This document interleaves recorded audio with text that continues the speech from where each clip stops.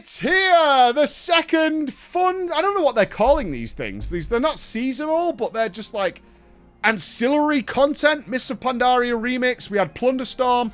Now we've got this. They called it Pandemonium at first. But I am amazed at how people have reacted to this, especially people who have not played World of Warcraft in several years. This has been exactly what they needed to do. This has been great. Like, I need to be clear on something. I am the most critical of Blizzard when they do things wrong, and I'm also going to... I mean, let me be more clear on this. Whenever I've spoken to the top heads, the very top leadership at Blizzard Entertainment, and we've talked about in the past the horrible things that I've said, the good things I've said, the feedback I've had from them, and why we got opportunities like going to Anaheim and being the first people to go behind the closed doors and see how the operation works there. And I want to say this. I'm so glad we did that, because whether you're aware of it or not, since we did that and it worked out well, we were trustworthy, respectful, we didn't abuse this privilege that they gave us, they've been far more okay with letting people in. Like, it was a test bed. I'm glad that we have that reputation, and that reputation comes back to we've always been fair.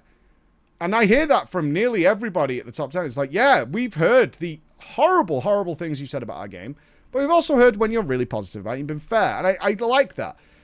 The problem we have is that right now, Blizzard is doing really goddamn well. To the point that I've pointed out several times, other MMOs need to be paying attention to what the World of Warcraft team is doing right now. They're running into new problems, which is always an issue. So QA is a problem now. We've seen that with Kata launch and some other things, as they're bug-ridden and they're working on it. And their quality assurance team, QA, needs to upgrade with the sheer pace of content that the World of Warcraft team is overall pumping out.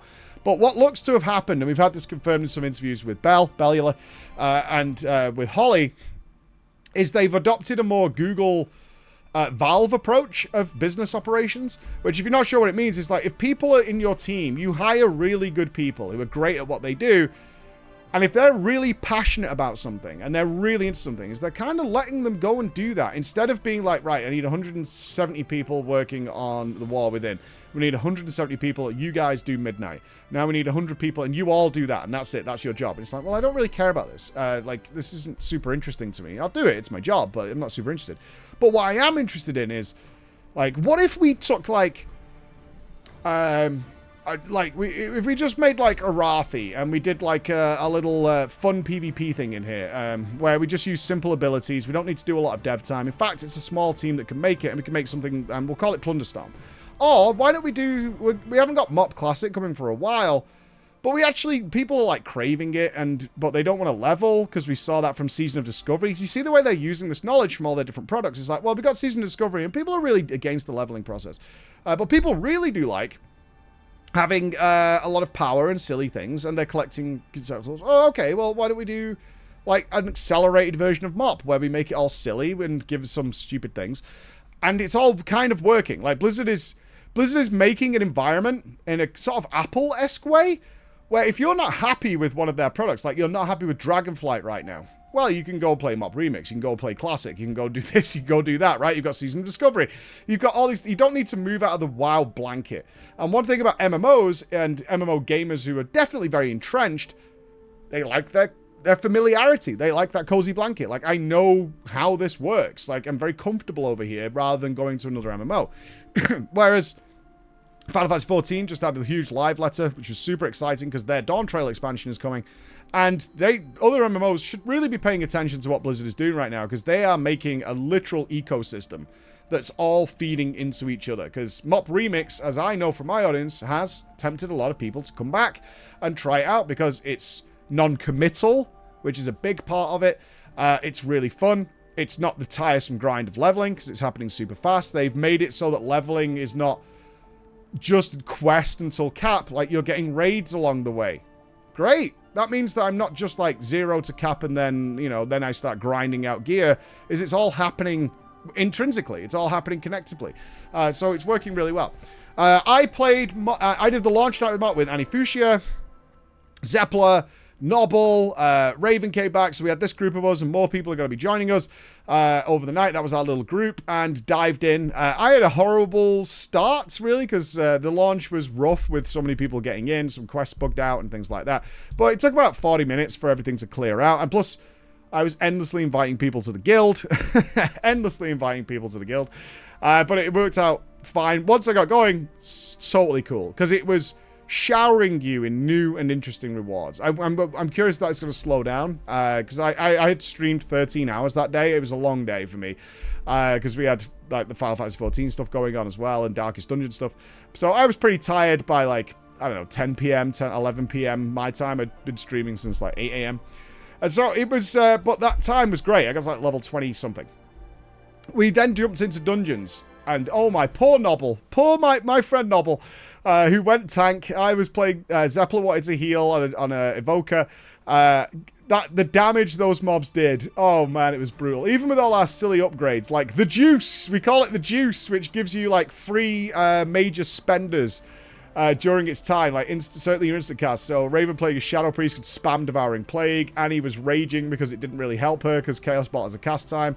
My Boomy's damage, really interesting, dramatically fell off compared to the others, especially during like the Mop remix damage boosts, that I could not keep up with what they were doing. Even though I could spam Star Surge with like 0 cooldown, it did nothing damage wise compared to them, and it sort of evened out when I got Starfall.